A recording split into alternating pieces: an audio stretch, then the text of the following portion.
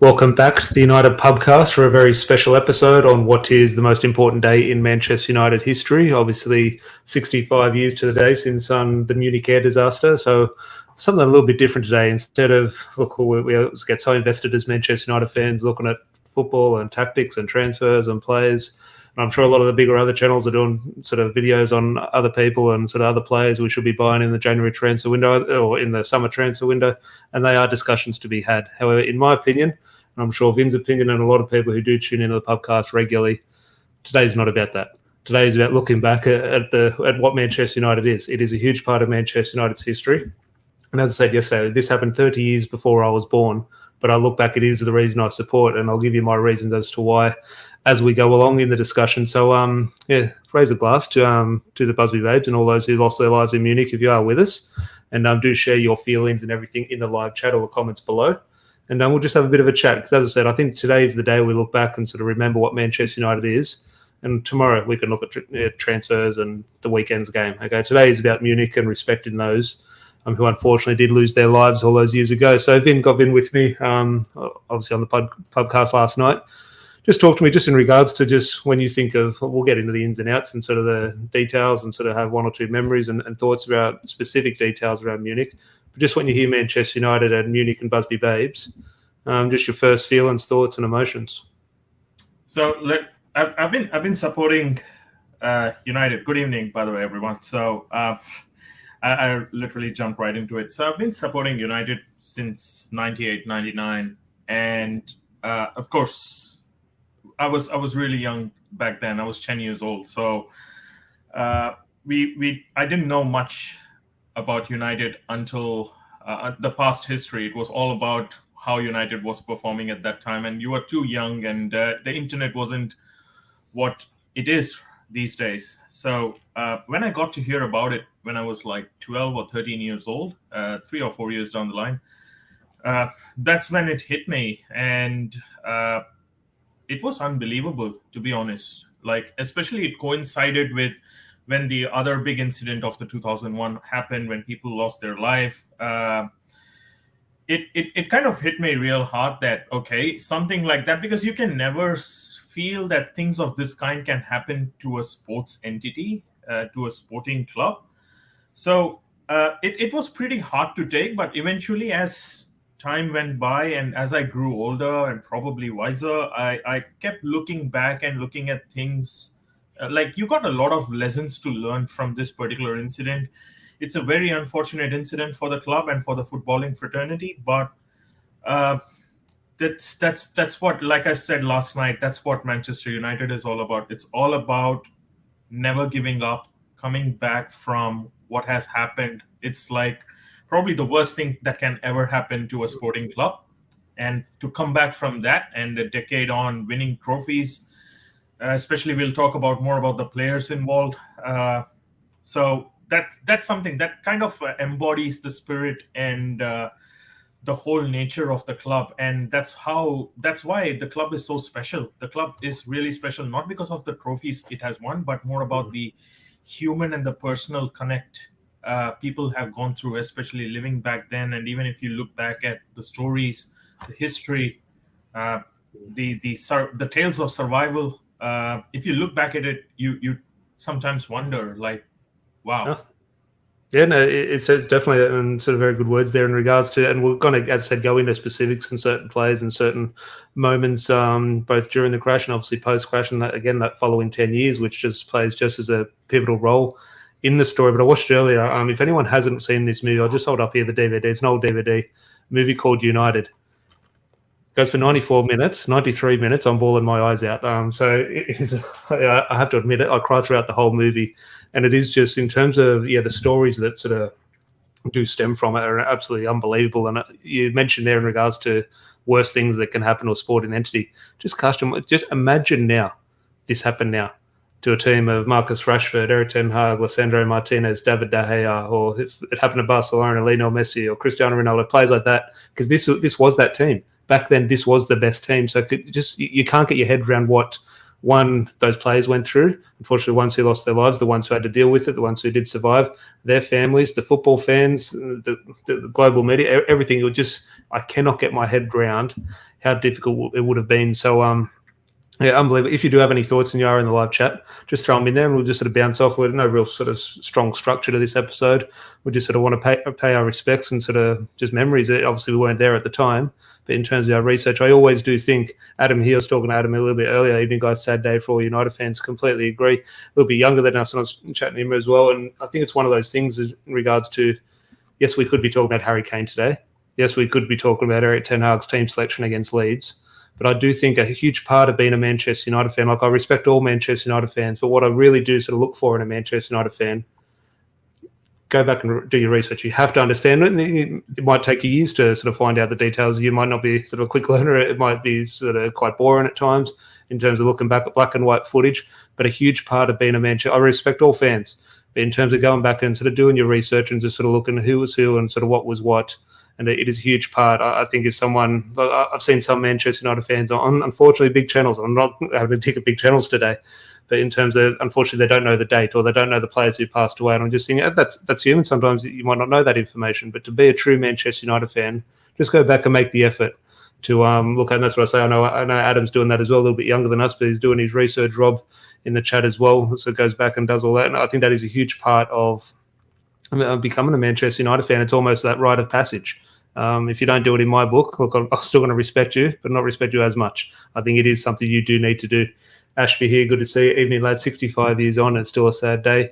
Eric Canton always talked about the ghost within the club. I'm quite certain he's talked about the Busby babes. Yeah, I've spoken to Mark, which completely agree there. I've spoken to Mark Bosnich as well, who had one or two encounters with Sir Matt Busby in his first spell at the club when Sir Matt Busby was still there, in terms of just the aura he had, in terms of like, people wouldn't go up to talk to him. Players like David Beckham and Gary Neville, Ryan Giggs, they were too scared to go and talk to Sir Matt Busby just because the image and the aura he did have, which is crazy. They always sort of, I'd say, what's the word they use? They sort of really look back at their time and think we should have done a little bit more. We should have gone up and sort of spoken to him. Some players at the end of their career or coming to the end of their career now talk about Sir Alex Ferguson. When Sir Alex Ferguson was there, we should have spent a bit more time with him. We should have, but we were too scared to go up and sort of interact with him.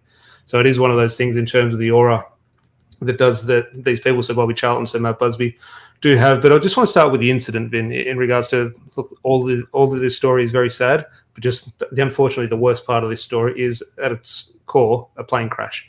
Now, I can't get my head around. I think it's everyone's sort of great fears. I think everyone has fears, whether you've got a fear of heights or fear of spiders, whatever. I think two things: drowning. I think that's everyone's fear, and a plane crash. And I don't know if drowning, that's definitely one of mine. But a plane crash is just one of those ones I think is just in the back of everyone's mind. Okay, car crashes happen every single day. Plane crashes happen very rarely. But a plane crash is one of everyone's greatest fears. They are very rare, but when they do happen, unfortunately, they are sort of in very dramatic circumstances. I just want to talk about, yes, we do know how sad it is, the players and the people who did lose their lives. But just in regards to what those players would have gone through, one, unfortunately, the players who didn't survive, but also the players who did, and the people who did survive, and what they would have had to deal with. Not only they had to deal with the aftermath and moving forward as after seeing people die, but also just the actual incident itself in regards to the dramatic nature that would have been in regards to the plane up in flames and sort of exploding in parts. And just thinking, again, I can't get my head around this in regards to what they would have been through. Exactly. I second that. Plane crash is everyone's fear. Every time you're on a flight and you hit a turbulence, your mind races through weird thoughts. And players and people who've survived that kind of a disaster, it's too hard and tough to take, especially for the players or even people who are involved who came out to the other side. And then the next time they're going to keep their feet or set their foot on a plane, it all would have been rewinding all this while. And back then, the world wasn't as open as it is right now. Players didn't come out and speak about their voices. Players didn't speak about the issues they are facing, the depression, or even about the PTSD, what they call. And most of them swallowed it and took it on like as it's part of life and continued as in nothing happened. And as unfortunate of an incident it is, most of the times when we sit back and wonder, like sporting icons, footballers especially, or any athletes, they are very much protected and they are very much cared, right? So for a plane crash to happen for something where to someone who's part of a sporting entity and for a club is really, it's something like, then it hits you, right? Oh, it can happen to anyone, because you look at the air crashes, and of course, knock on wood, it never happens to anyone else. I still remember the Brazilian football, not the national team, but the club team that lost a lot of players a couple of years ago in the crash. My respects to them as well. But when you look at the plane crashes in a usual way, you don't see them happening to, to something more like an elitist elitist identity kind of group of people. It's pretty normal, right? It's pretty normal in day-to-day life, and for that to happen during those times to a sporting entity, it would have shocked everyone, just not just the players involved, but every other footballer who used to travel on flights back then. They would have, I'm quite sure they would have come across something or the other. But I know I'm trying to deviate from what we are discussing today. But that's just painting a big picture on how much it would have impacted the players who were part of that particular incident. Well, I'll go back to you say that the time, and I'll bring up this. I'm not plugging this DVD, but I urge every Manchester United fan, go and buy it. This movie here, United. There's a scene just before, because Sir Matt Busby, in terms of, was under so much pressure by the football league to get Manchester United back to fulfil their fixture. I think they're playing Wolverhampton on the weekend. Correct me if I'm wrong. I think it was Wolves on the weekend. And the FA and the Football League weren't happy with Manchester United going and playing in Europe. They thought they were going to unfortunately miss their league duties and against Wolves. So Matt Busby hired a private chartered flight back from Munich, and obviously stopped in Belgrade. From Belgrade to Munich. Obviously stopped in Munich for the refueling. But there was a scene in this movie where they're getting on this plane, and here they are. And could you imagine the world in 1950s in terms of players? I think they were earning, I don't know, about £15, £20 a week sort of thing, not much money. And I'm just thinking, for them to get on a private plane, there's a scene here with David Pegg. They're getting on the plane in Belgrade to go over to Munich, and he's walking on, like, strutting his stuff with his suit and his coat, and this is how movie stars travel, lads. And I'm just thinking, for them, in regards to, they'll live in the dream. They'll absolutely live in the dream. We talk about Manchester United players now sort of rolling up in their $250,000 cars or their nice watches. Okay, these players were doing the same thing. It was a lesser degree, but they'll live in the dream and sort of representing the club, and they didn't have a fear in the world.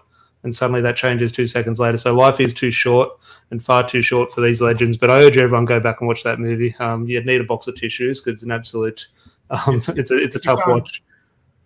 Sorry, if you can't grab a DVD of it, it's right now streaming on Amazon Prime. So if you guys have an Amazon Prime account, it's available up there. So. Well, yeah, Ashby and Stephen here, both the acting in it was absolutely brilliant. But goes into my next point. Actually, I'll just bring up one point here from Ed before I do go into the next point. The fact that so many players died and Jimmy Murphy put the pieces back together to get in the FA Cup final that year is not talked about enough. Well, it isn't talked about enough, but it is a whole topic I am going to focus on today because, my God, he's getting a statue at the end of this season, long overdue. But Jimmy Murphy is. He is this story. He's a huge part. He's more than a huge part of this story. He epitomises Manchester United. But I will touch on Jimmy Murphy at the end. But in regards to Munich, and we talk about the heroics of Jimmy Murphy and what he went on to do for Manchester United. The hero of Munich was obviously Harry Gregg. In regards to his new signing for Manchester United, wasn't one of the academy players came in from Doncaster, I think. But I believe, if I'm right in saying, he came in from Doncaster Rovers. Big tough goalkeeper. It was a great relationship when he's live with the Manchester United Supporters Club here in Sydney. May he rest in peace. Obviously died a couple of years ago, but big tough goalkeeper in the crash. So one, he had to deal with this crash in terms of the absolutely traumatic nature that would sort of bring. But ultimately, in regards to why he is considered the hero of Munich, he was going back into the plane that was burning another player, and I'm not nowhere near being critical or judgmental of any player or any person who wasn't going back into the plane. In that moment, I don't know if I could have gone back into the plane. So it's definitely not casting judgment at anyone in that aspect.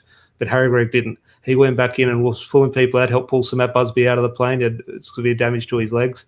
Also pulled out a woman and her child. And I'm just thinking, we do remember the people who passed away, and rightly so. And we do remember what Manchester United went on to achieve in regards to winning the European Cup 10 years later. But in regards to small incidents, we talk about fine margins on the football pitch now in regards to, if you cross this or if you didn't get a yellow card, we would have been okay in this game.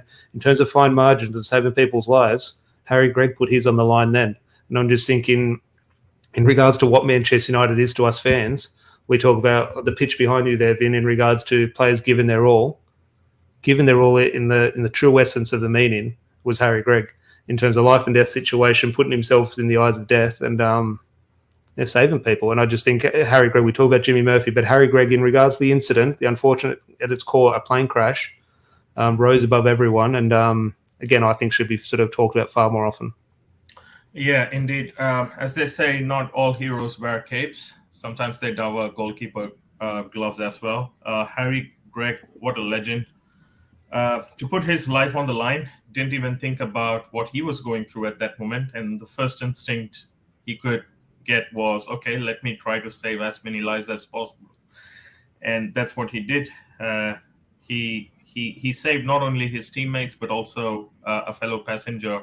I'm not sure if the lady was from the press, but a fellow passenger nonetheless. But and all these things. That's where I say, like, we normally out of 365 days we talk about football, what's happening on the pitch. We are more focused on it, but football is much more than it, right? Like it's not just about what happens on the pitch, it's what happens off the field.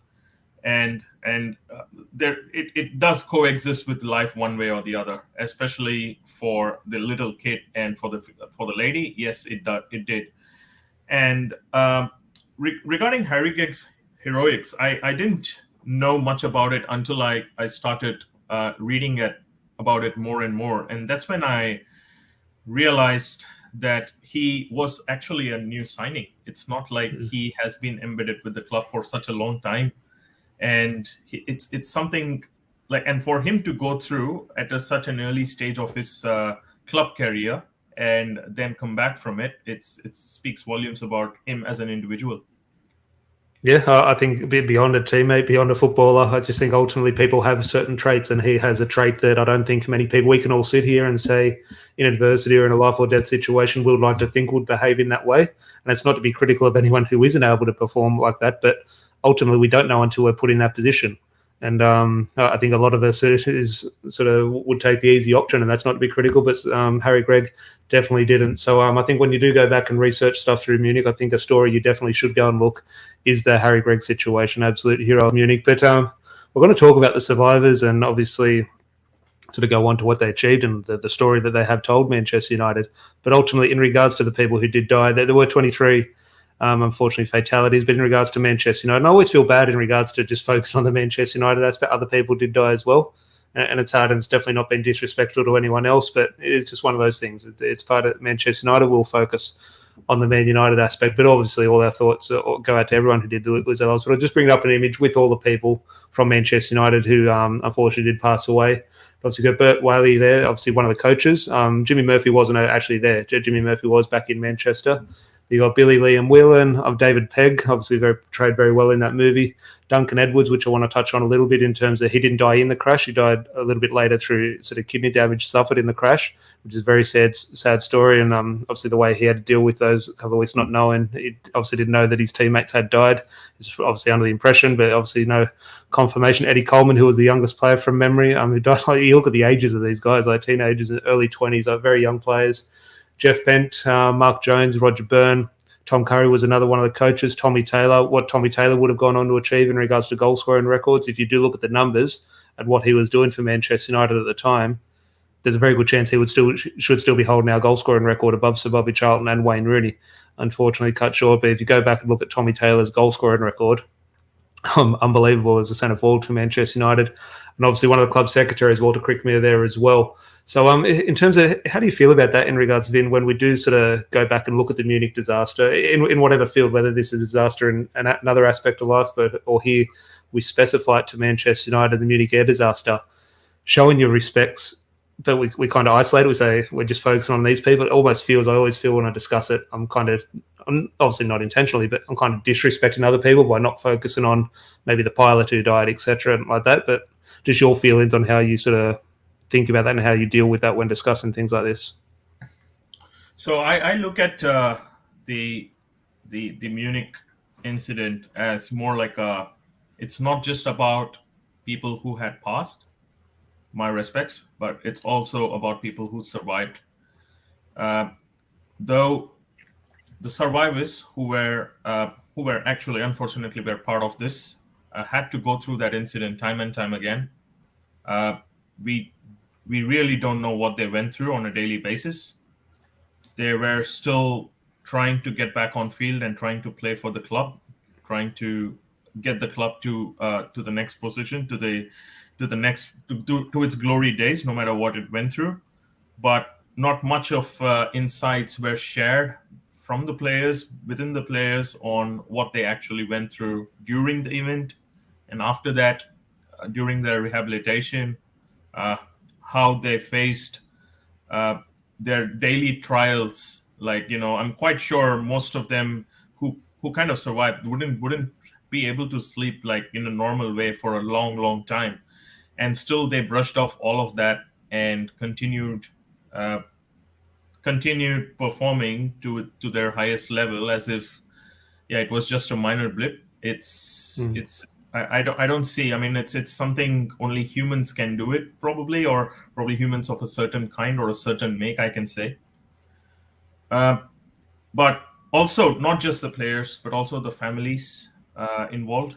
Uh, the ages that you had shown, they were all like, the average age was like 20 to 22, right, somewhere around that line.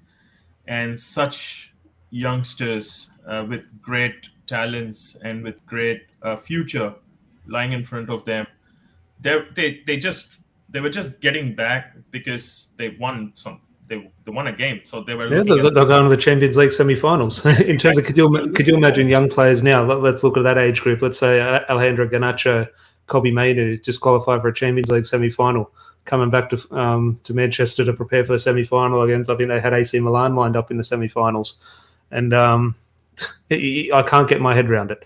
Yeah. But Stephen here saying no survivor's guilt, Tom. We grieve what might have been, but are grateful for the meaning these players have given to the club we love. Each person who is connected to this event has their own meaning. Completely agree. Now, on the players who passed away, there's always one, and again, this is on that point in regards to try not to focus too much on certain individuals without disrespecting others. But when we did look at the players who did pass away, now Duncan Edwards didn't pass away at the site of the crash, obviously stayed in hospital and later died through the injuries caused. There's a photo here I think is potentially, I don't know if this is the greatest photo in Manchester United history, but it's an iconic one, and I think it's definitely there. I think it is before an Arsenal game at Highbury. Correct me in the comments if I'm wrong. I think it's at Highbury. A photo here of Duncan Edwards. I just want to just your photos, just your opinion on the not opinion on the photo, but just your thoughts when you do see it, because we didn't see Duncan Edwards play, but we see all the stories. I've heard all the stories about Sir Bobby Charlton and how he rated him, and Sir Bobby Charlton, arguably Manchester United's greatest legend, saying this guy was different compared Pele, Maradona, Ronaldo. No, Duncan Edwards was different. He was just different. I'm just thinking it's not just him saying it; everyone said it. So there was obviously something very special about Duncan Edwards. And you just look at physical. When I play, like, you obviously size up an opponent.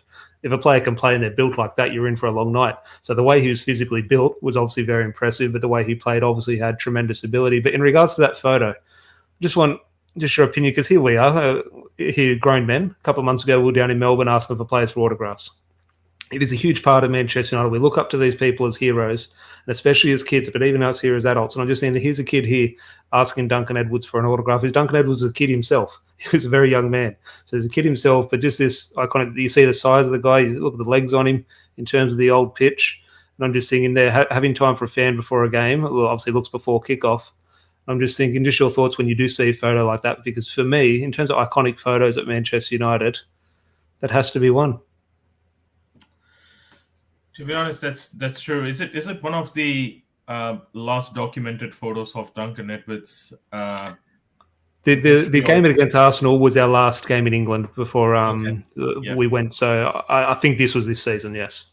Yeah. So just imagining it, like right before the game, a kid walks up to him and he asks for a signature, an autograph, and he duly gives it. And probably he would have scored like 1 or 2 goals in that whole game. As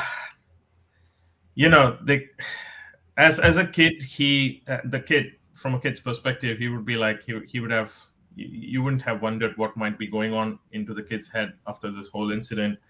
But Duncan Edwards was just acknowledging a fan, probably a future player as well, in case if the kid was in. So he was acknowledging it. He was doing it for the kid. He was devoting his time, and at the same time, the as you said, the build of this fellow and the way he was very much focused on getting that with so much dedication speaks volumes. But for everyone who's there on the chat, who's actually watching or who will be watching it on replay, what's the closest, or who's the closest player, not from a technical perspective, but from who's the closest player can people relate to when you talk about Duncan Edwards? Who's the closest player from a United mold that can be related to? Yeah. I think it's one of those ones that, look, it's a very tricky one in terms of, there's unfortunately, he never actually said it, but I said it on last season. Actually, in the description below, you can see a video Larry and I did this time last year in regards to going through the individuals at Munich. So the link is in the description below. But in regards to Sir Alex Ferguson, is somewhat criticised for a comparison in regards to Phil Jones. Now, he didn't actually make that. He's saying Phil Jones could go on to be the greatest player. Now, that obviously didn't eventuate, and one or two people drew lines to Duncan Edwards because Duncan Edwards is obviously regarded. So Sir Alex didn't actually say it, but kind of it's put in that category. So I'm not throwing Phil Jones in there. But in regards to my limited knowledge of the way Duncan Edwards played, you would have to say, in regards to what he epitomised, you would have to say my initial reaction would be Brian Robson. In regards to a little bit of everything, powerful, sort of old-fashioned, get up and down the pitch, could score a goal, could defend. And I think he just sort of sums up now. I don't know, maybe someone who's seen both could say, no, totally different players. Just in my personal opinion, it would be Brian Robson who would be the similar thing. Then obviously you look forward and potentially a Roy Keane. But my gut instinct would be Brian Robson. But Ashby here saying, can say a few of those players would probably be part of the England squad at the 1966 World Cup. Most that passed away were in their prime, so that years. That is one of the sad things, not only what Manchester United went on to achieve. I always look at what Real Madrid, how many European Cups they have and how many Liverpool unfortunately have.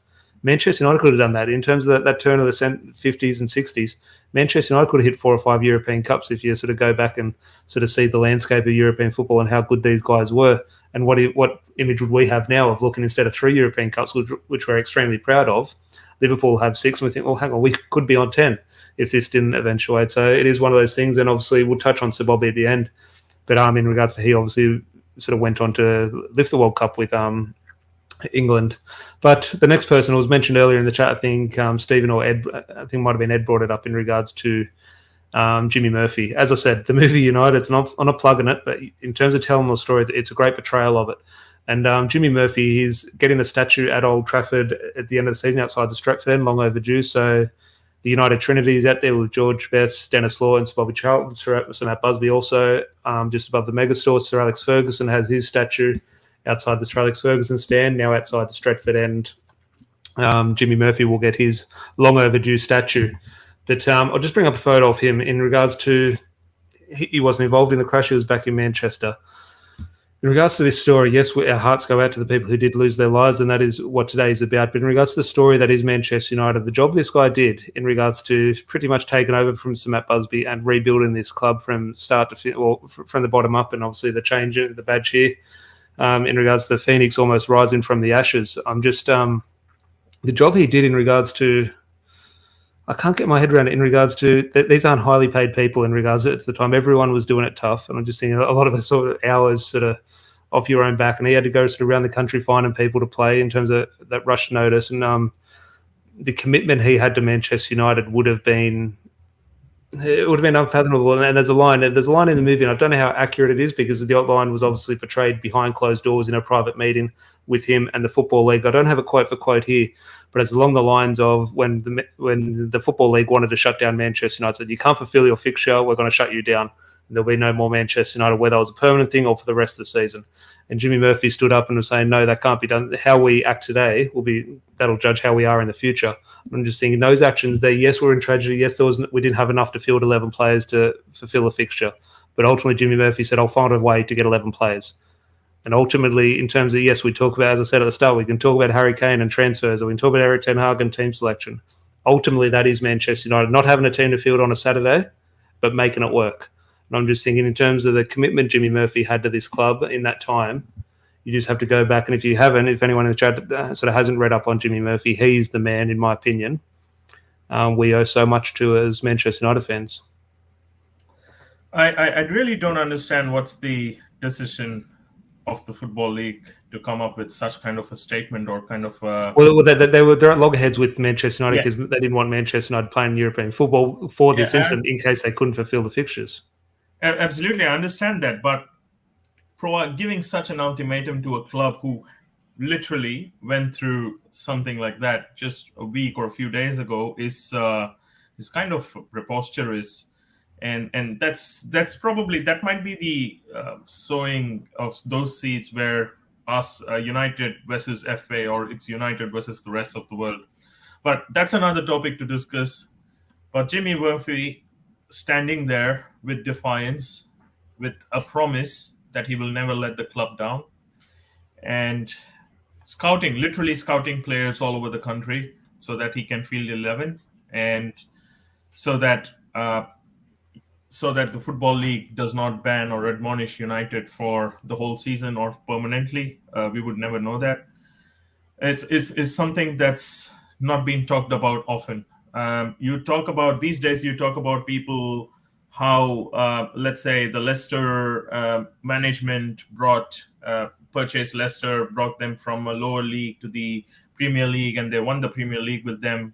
All due respect, everything's done. Credits where it's due, but this is something none of the football club have went through ever, and for people to overlook this little bit of fact of what are the things a football club really goes through, especially when it is down.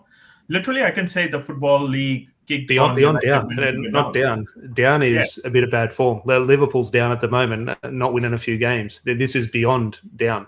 This is like probably as I said earlier, the worst thing that can ever happen to a sporting entity. And to kick is when things were already going wrong, and then this guy stands up with all his little bit of spirit and pride that's left after everything that he built got damaged in that air crash. For him to again start from scratch, for the time being, take control from Sir Matt Busby and do what's best for United, taking that split-second decisions when you have only a few days to figure out how to field a team. It's something. And I tell you what, you're completely right. But as I say, in regards to all those things, 100%. But also, he had the connection to the players. It wasn't just him going about his job. Yeah. He lost his friends. He lost his players. And I'm just thinking to do that job he was succeeding at off the back of the severe nature of losing his friends and loved ones. I just think it just adds that extra element to it, which you think it's a hard job anyway.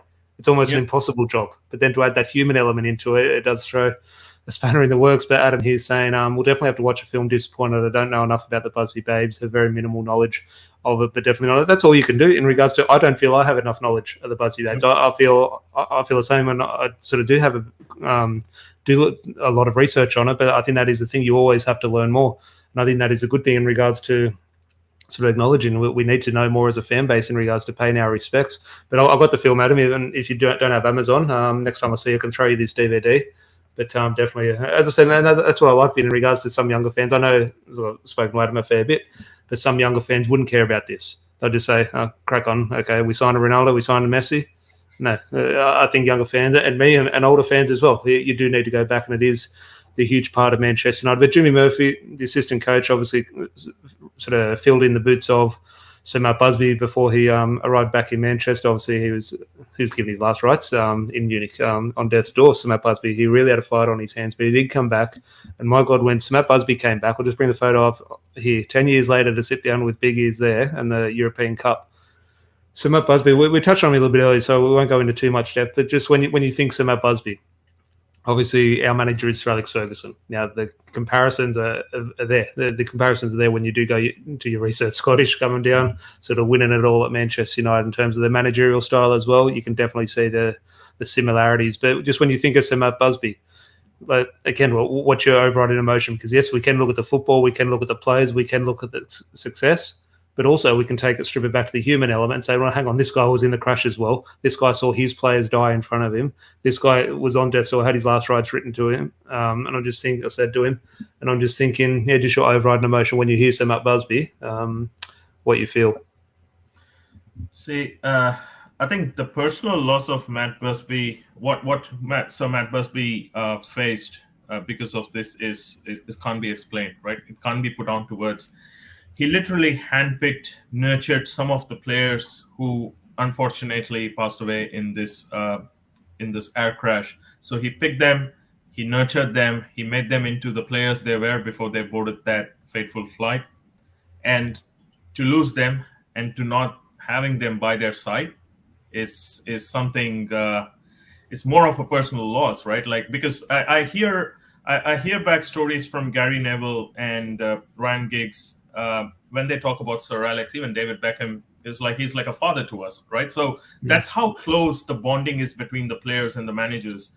And just imagine Sir Matt Busby picking out these young players and bringing them up, nurturing them, coaching them in the right way, giving them opportunities to play in the first team, them making the whole world turn towards their side, having a look at how wonderful players they are. So that's a bit of an achievement for Sir Matt. And then to go on to that Champions League, they they progress to the semi-final. On the way back, and they are no longer there.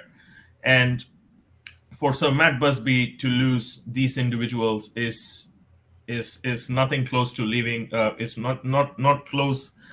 It's not different than losing a family member. It's and then for him to come up from his deathbed and then realize, okay, the kids that he nurtured are no longer there.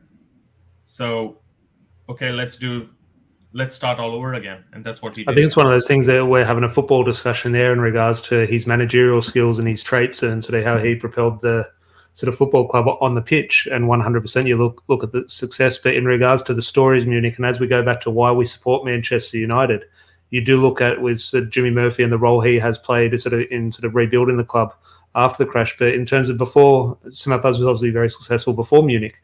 In regards to when he came in terms of getting Manchester United, we are, as we say in the song, the pride of all Europe. Manchester United were the first English club to go into European football, and the FA and the Football League did not want that. But Sir Matt Busby said, stuff you, I'm taking the team to Europe because that's where the best football is. We do have to test ourselves against the best. And I'm just thinking, again, without that, and forget the crash, forget it, if that didn't even happen, what would Manchester United be if we weren't that club who sort of pioneered that trip into Europe? And I'm just thinking, again, we do have to owe so much. Forget the football, forget the success, but just the identity and what Manchester United is to people like Sir Matt Busby and Jimmy Murphy, and obviously all the players who did survive and the players who unfortunately paid the ultimate cost with their lives in Munich. But again, another survivor, and again, a huge part of Munich in regards to, again, we always look back and you pay our respects to the people who did lose their lives. But one of the, not a feel-good story, you can't feel good, but in regards to one of the stories that really sort of does get me up in regards to Munich is Sir Bobby Charlton, because we had a discussion earlier in regards to who's the greatest legend. I'm sure we might have a discussion later. Sir Matt Busby or Sir Alex Ferguson, who's the better manager? And there's no answer. It's terms of preferences and weighing up and just having a discussion. In regards to a club legend, is it Ryan Giggs? Is it Wayne Rooney? Is it Paul Scholes? Is it Duncan Edwards? For me, it is Sir Bobby Charlton for a few reasons. And in the comments below, let me know if you do agree, or if you're having a tier list, you have someone above Sir Alex Ferguson, Sir Matt Busby, let us know in the comments. But in regards to why, my opinion, why Sir Bobby Charlton is Manchester United's greatest legend is simply young academy product coming through. Okay, so that's the identity of Manchester United to be part of that. You look at Marcus Rashford, David Beckham, Ryan Giggs, Paul Scholes. Being an academy product is something special. Working his way into the first team, I think he scored 2 goals on his debut. I forget if it's in the film or not. I think he scored 2 goals on his debut. And ultimately, unfortunately, went to Belgrade and went to Munich and was in the plane crash and saw his friends die. Again, how you come back from that as a person, I don't know. Forget the footballing aspect of it, but from the human element, saw his loved ones and his friends die in front of him. To come back and to achieve greatness with Manchester United, when I talk about greatness, you have to incorporate the tragedy in that, in regards to coming back from that. But coming back, winning FA Cups, winning Premier League title, or the league titles at the time, and ultimately 10 years later, captain in Manchester United, 10 years. Like, the symmetry in that is beautiful. Sad but beautiful in terms of winning the European Cup 10 years later in England for Manchester United, scoring 2 goals in the final. I'm just thinking, and ultimately 2 years before that, won the World Cup with England. I'm just thinking they're going on to being the club's record appearance holder, the club record goal scorer, obviously beaten in the last decade. But ultimately, when you weigh those things up off the back of what he went through as a young kid, and as I say, as a kid, not as a 35-year-old veteran. It even would be impossible for a 35-year-old veteran to do that as a kid and to come to and achieve what he did. For me, Sir Bobby Charlton is he's Manchester United. He is Manchester United. Well, when you strip it all back, for me, that's the definition, Sir Bobby Charlton. Yeah, completely agree to that. Last night we were discussing after the podcast, like what does Sir Bobby Charlton define, and we both simultaneously said he is Mr. Manchester United. United stands for bringing the youth forward, never said die spirit, coming back, rising from the ashes like the phoenix, and then getting all the glory, through hard work and determination. And just replicate whatever I said, and it fits perfectly for Sir Bobby Charlton. Came through the youth academy, had his own adversity. He faced those challenges, came out of it, won everything a human being can while playing football. Again, this comment Ed brings up here in regards to the point you're making there, the pressure was put on his shoulders to lead the club in a rebuild at such a young age. I can't even imagine. So we talk again, dealing with sort of unfortunately losing his friends. Then the football aspect of it, sort of rebuilding the club and being successful, so performing at the highest level, but also the pressure. Look at the players we look at today in regards to, we talk about, can they handle the pressure? Can they go to Welland Road on the weekend and perform? This was real pressure. In regards to, as I said, as portrayed in the movie and sort of articles you do go back and read, the message Jimmy Murphy and the message Sir Matt Busby was portraying to these players is the people behind you that in that stand, in regards to working in the factories in Manchester, they've spent their hard-earned money, every cent they had, in regards to they work Monday to Friday, spend time away from their families, all to go on the weekend at 3 o'clock on a Saturday or watch you play. I'm just saying that is pressure. Because now, okay, it's football's far too expensive for me, for us to go too frequently. We'll obviously do it, if given the opportunity, but it is far too expensive. But we can get on with our lives. So we've got other sources of income where everyone lives sort of, in most cases, sort of quite comfortably here or in England, in terms of we can choose what we do. Over there, they'll pay their last cent to go and watch Manchester United. And that was a huge pressure. Players used to go on they used to travel with fans to the game. In regards to the Duncan Edwards used to get the bus to the game with fans. And I'm just thinking that interaction, whether it be interaction or that chemistry and camaraderie with fans, I think is a far bigger pressure than what it is now. I think when Marcus Rashford performed, and this is not a dig at Marcus Rashford or anything, but a current player now, yes, they have pressure, of course, but you perform bad, okay, the fans, they'll get on with the day. The player, would he get 300 grand for that performance? He'll get on with his day. But back then, that was true pressure of performing and giving hope and giving light to fans who were back in the 50s. Obviously, the world was doing it very tough. Oh, absolutely. Just back after the World War, and the players had some accountability back then, more accountability than what they have. Not saying the current generation of players or anyone else, they have accountability as well. But then the accountability was valued to a higher extent. You don't perform well on the pitch, you are probably spoiling someone's weekend out there, more than that. So the players were accountable for their performances, and that's one of the main reasons they stepped in every single day and they gave their 200% before they went off the pitch. And those are some of the little things that I want our current crop of youngsters, at least the ones playing for Manchester United, to take note of. All these 18, 19-year-olds getting mega $100, 100K contracts per week, and it's getting to them far too easy. Of course, they would have had their own struggles, but they would never have that understanding of working and some of these players. I think Mark Jones. I think Mark Jones was a bricklayer. He had another job. Could you imagine now? Diogo Dalot going and being a bricklayer Monday to Friday and come to training at Carrington. I'm not demanding he goes and does that, but ultimately that does show what these players and what not just Manchester United would have been around the grounds had to deal with. And ultimately now, could you imagine having 2 jobs and going to perform for Manchester United? And not just 2 jobs, one being a bricklayer, like the physical toll that would have on you back then. So I'm just thinking, in regards to those stories you talk about, individuals at 100%. Now, just before we wrap up this last topic, a little bit more towards the modern day. So in the comments, before we do wrap up, get your thoughts in regards to this, because this is how we as a football club can move forward. Obviously, in a couple of hours' time, there is going to be service at Old Trafford under the Munich clock. Now, I would like to see Eric. Now, I assume Erik ten Hag will be there. I'd like to see him there. I would like to see an annual thing where all the players are there. Now, as I said yesterday, now logistically that might be tricky. I understand there's some sort of obligations and security things that might not be possible. I would like to see it though from the club's point of view. But if not, definitely a member of the first team, Erik ten Hag, and maybe the captain. You'd see Harry Maguire or Bruno Fernandes there today. They will obviously have that answer in a couple of hours. So that is something I think the club can do forward. But in regards, I want to see how the club's in and people in the live chat can move forward as a club in regards to, obviously we do pay very sort of respectful sort of respects to the club, and we do pay tribute every season and beautifully so at times.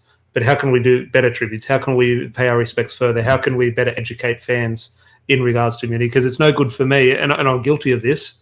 I don't watch that United film in May. I don't watch it in September. I watch it every February. It should be a year-long thing. Now, obviously, anniversaries come around once a year. Obviously, that is only natural, but it should be a thing that's all year round where we're looking back and sort of remembering. So I'm just thinking in the comments, how does Manchester United move forward in sort of better educating and paying their tributes? My first thing here, I'm just going to bring up a photo. Unfortunately, a very bad, not bad performance, but a very bad day at the office in regards to football, but a very poignant day in Manchester United's history, the 50th anniversary. I'll bring up a photo here. I think this should be an annual thing. Yep. I think it would have been the Crystal Palace game on the weekend. I think it should be every year. Now, this is obviously, I understand there's huge contractual issues in regards to this, in terms of the money shirt sponsors are paying. I fully understand that. But I think Manchester United should put their foot down, and whatever game at Old Trafford is our closest to the Munich anniversary, we should wear this kit. This is obviously Ronaldo in the 2008 Manchester derby. Unfortunately, we did lose 2-1 to a Manchester City at the time, but Manchester City wore the similar kits. But there was no badge, no logo on the front. Even Adidas could really sell it. They could put like a little like white Adidas logo on the back of it, sort of thing, like on the white collar, that sort of embroidery type thing. So they could sell it. They could make a fortune in regards to it. But I think this is the first step. Now, it's not going to happen. I understand. Whoever Manchester United's new shirt sponsor is going to say stuff that. And I fully accept why. But they could get so much good grace with Manchester United fans if they did this. Just your thoughts on that? Absolutely. I love that. I love that outfit, by the way. And it was a terrible performance. Not the result we wanted, but we talk about pressure that the players felt, and not to be critical, but the players felt to the pressure that they admitted. They said they didn't feel like they wanted to play. So Bobby Charlton came in the dressing room and it hit them. Yeah, exactly. And I really love this to be part. It was a very good suggestion, Tom. I really hope someone picks it out and puts it into the ears of the board or to the marketing team, because the amount of goodwill and the amount of acknowledgement what you'll get from fans for doing something like this, it's going to be really good. I think you could even market it. I think you could even sell it. You could have a tiny Adidas, and you know how so many look at the blackout kits they do at the moment. So it looks all black, but the embroidery is there. I'm just thinking they could put an Adidas, like a red Adidas logo, which you can't see on the TV, but up close, if you buy it in a shop, it's an Adidas product. But in regards to the image people are watching around the world, billions watching Manchester United. Oh, hang on, why are they just wearing a plain red kit? And suddenly you ask the question, suddenly you do a little bit more research and you educate. Yeah. Stephen here saying sponsors should give one game a season and the club write that in all their contracts. Look, I completely agree. Now, I understand Ed saying earlier they won't allow it. They won't. Money talks at the end of the day. But I would like to see it. And Ashby here, that type of kit sell out every year if they made it. It's an amazing tribute as well. I completely agree. But also, I go back to the other thing and the last thing. And look, we might have an answer in a couple of hours' time. But in the 60th anniversary, 5 years ago, Jose Mourinho, obviously big anniversary. All the players all present for the Munich anniversary inside Old Trafford. That should be an annual thing. I understand there's logistics and things, but I think the players should be present at every event once a year, even if it's something at Carrington. Okay, if they can't make the one at Old Trafford due to security things, if there's going to be 10,000 fans showing up because they know the players are going to be there, I understand there's a few issues there. But even at Carrington, just something visual where they're educated and just sort of they do have to pay their respects, because ultimately that is one, and not criticism. So one thing we do point out to Manchester United players when we sort of do voice our opinions towards them is remember who has played here before and remember what they have done. Okay, you're coming here and earning a lot of money because of what they've done. I'm just thinking, they do need to be. I'm not saying not to be critical if they're not educated or they don't want to take on board, but I just want to see more of it. Yeah, I think doing it in Carrington or in Old Trafford will be really great. But even if not, at least the closest, we have an away game around that time, and if we are closer to Munich, they can always make a one-off trip to Munich and pay their respects there. Of course, that is something on my bucket list. That is something I'm nowhere near doing it in regards to just where I am in life and the situation in regards to it is a big commitment to go over in Europe with work, etc. But that is one thing on my bucket list. I've got a mate over there at the moment who's gone over the 6th of February. And before I die, I will make that trip to Munich in February. And also, I look at someone's comments up here where they had mentioned that it's not just about the first team. Stephen Clancy over there is like first team, men's, women's, reserves, under 21s and 18s, all should be present and have their own rituals. Completely agree to that part as well, because you tell them what the players went through at an early age, so that gives you that mentality of, okay, this club does not accept anything less than that kind of hard work and effort that we expect. So it should, as Stephen said, it shouldn't be just a first team men's division thing, but it should be like all throughout United. But I think if you display the whole team, you display the women's team, you display the under 18s team, all 500 Manchester United staff are sat on the pitch at Old Trafford or in the Stretford end. In terms of that, everyone's going to tune in. Everyone's going, why are they doing this? So the people who aren't educated on it will see this, and that further educates them. And I just think, look, I understand we live in a modern world where people are on high contracts. And I was at an event with Manchester United in Melbourne, and there was a lady at the back of the room tapping her. They've only got 5 more minutes in their contract. They only have to be here for 5 more minutes, so let's hurry it up. So I understand they're on big contracts and it's big business. But Manchester United is not business. It's a football club, and in terms of the story, it's, as I said, like Barcelona had the motto, more than a club.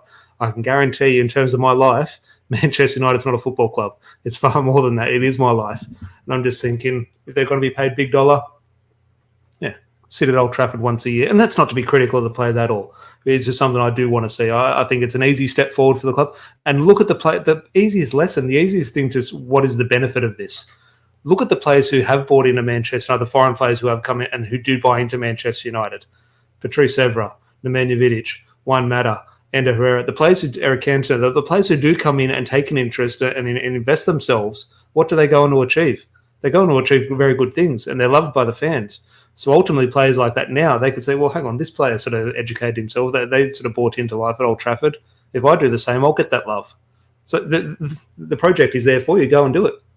Absolutely. And that's where I really want, of course, it's a logistical mess when you get 500 people to sit down in a stadium, whether or not you got some attendance over there. But it shouldn't, it's one of the biggest clubs in the world. It shouldn't take a headache. It's 1 day a year. Just get the 500 or whatever, the closest to that particular day, to 6th of February, get them all in to the stadium, have an hour or 2 hours of remembrance, and that's it. And eventually it will grow and it will become part of the religion. So but it got to start someday or the other, and I really hope it starts sooner, because we are already kind of 65 years late in case if we haven't started it in the next year or two. Yeah, no, it is one of those things, and only time will tell. As I said, the managers and players at the moment, that decision is out of their hands. They can only control what's on the football pitch, and I'm in no way comparing Erik ten Hag to Sir Matt Busby, far from it. But ultimately, in terms of the seeds are there, in terms of Erik ten Hag is doing everything right, and in terms of the football we're playing and the entertaining sort of aspect of the way he's playing, the way he's carrying himself as Manchester United manager, the authority he has in the dressing room, there are similarities with Sir Matt Busby. So fingers crossed in this year, Erik ten Hag can get a trophy that would make Sir Matt Busby very proud. But I do appreciate everyone in the live chat today. As we said, we could have gone along with what the bigger channels have done today and gone and we're going to sign this player or Jude Bellingham for £100 million, or okay, what the team selection is against Leeds. Should Fred play? Should Sabitzer play? That's for tomorrow. Today on the 6th of February is about Manchester United, the Busby Babes, and those who did lose their lives in Munich. So I do appreciate everyone joining us today. Something a little bit different, but something that needed to be done, in my humble opinion. Thank you very much for Vin for filling in for Larry. Thank you everyone in the live chat. If you are still with us, please do leave a like on the video. They're very much appreciated. Hit subscribe if you're new. It'd be very much appreciated by everyone at the pubcast. And this time tomorrow we'll be back with the Leeds preview. We'll return to the football. And oh my God, Leeds coming to town now. Do you think, are you just sort of preparing yourself in regards to the unfortunate stuff that will happen in and around the ground? Because there's no point saying, oh, they'll be respectful. Now, some of their fans will be, but ultimately Leeds are in town so close to the anniversary. It is going to get, unfortunately, quite messy, I feel. I hope they have some common sense and they have some understanding what's being done and why we are remembering brave human beings on that particular time. So I really hope they have this piece of common sense with them. But again, it's Leeds. You can't expect more from them. Yeah, unfortunately, I saw the way they were kicking off when they lost to Nottingham Forest. So, unfortunately, I don't think it is going to be. Look, it's going to be a good atmosphere from Manchester United's point of view. I think it will be edgy in the crowd, though. And maybe that's what Manchester United need in terms of our last couple of performances against Leeds and wins against them have been great moments. So maybe we need that extra bit of spice, and I'd love to absolutely smack the shit out of Leeds on Thursday morning, Sydney time, Wednesday night in the UK. Adam, great video, lads. Very touching. Ashby, thoroughly enjoyed it. And Stephen, thanks for doing this. Well, more than that, thank you, everyone, for tuning in. As I said, we could have done the easier route and sort of a bit of a clickbait title. But for me, this is what I want to talk about today. And next year, I'll be here talking about the same thing. Until then, hope everyone has a good one. Cheers. Thanks, guys.